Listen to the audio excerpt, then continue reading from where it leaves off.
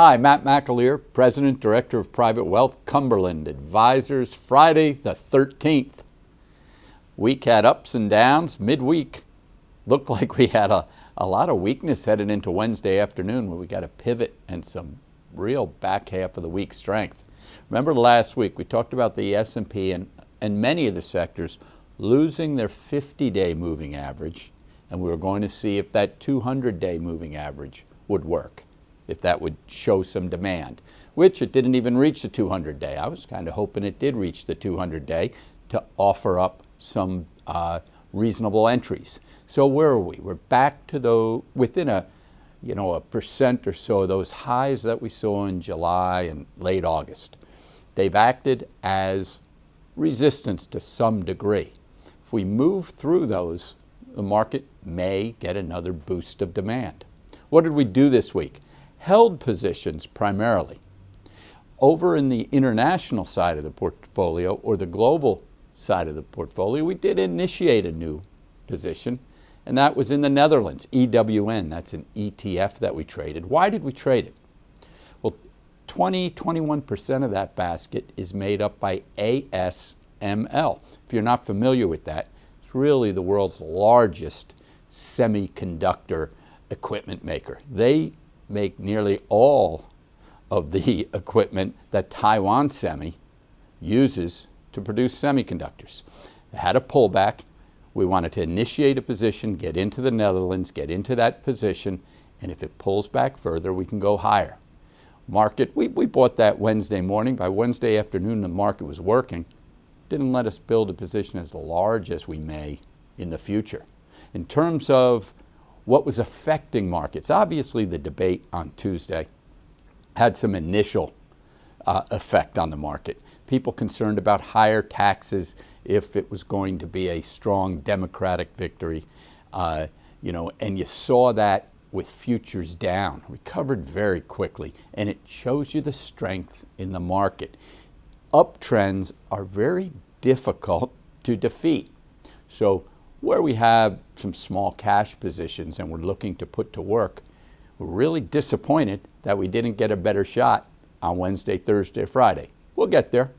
In terms of what's working, technology had a big week this week. Remember, we've been discussing that financials and industrials have really traded on par or even a little better than technology recently. Throw utilities in there, very strong.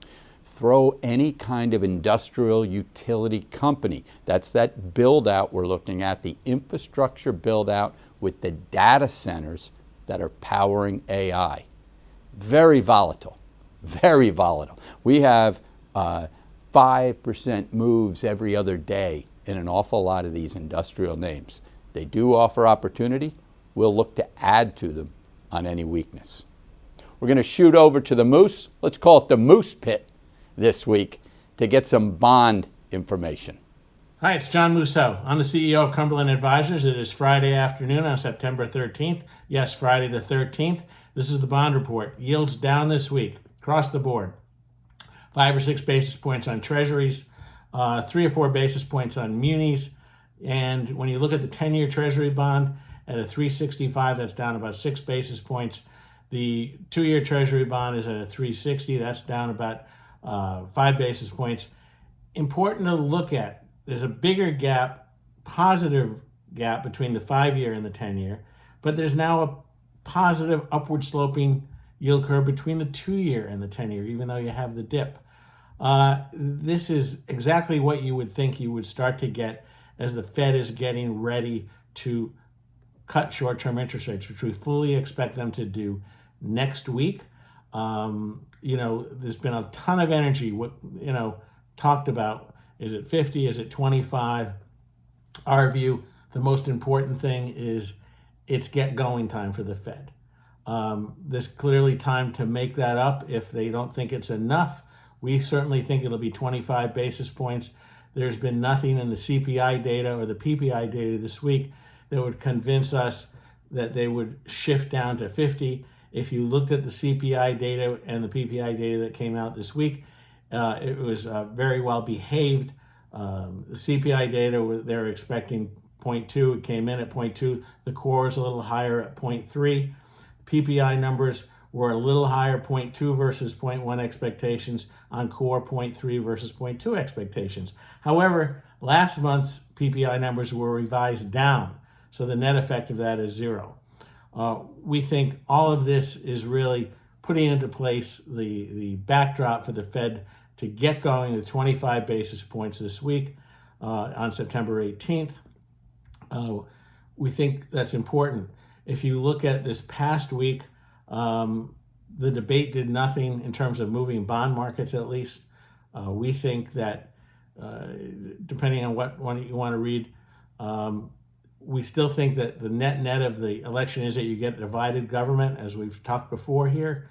We think divided government is good for bonds, certainly from the perception level that there's kind of a check and balance on spending. Nothing that came out of the debate changed our view that that might happen.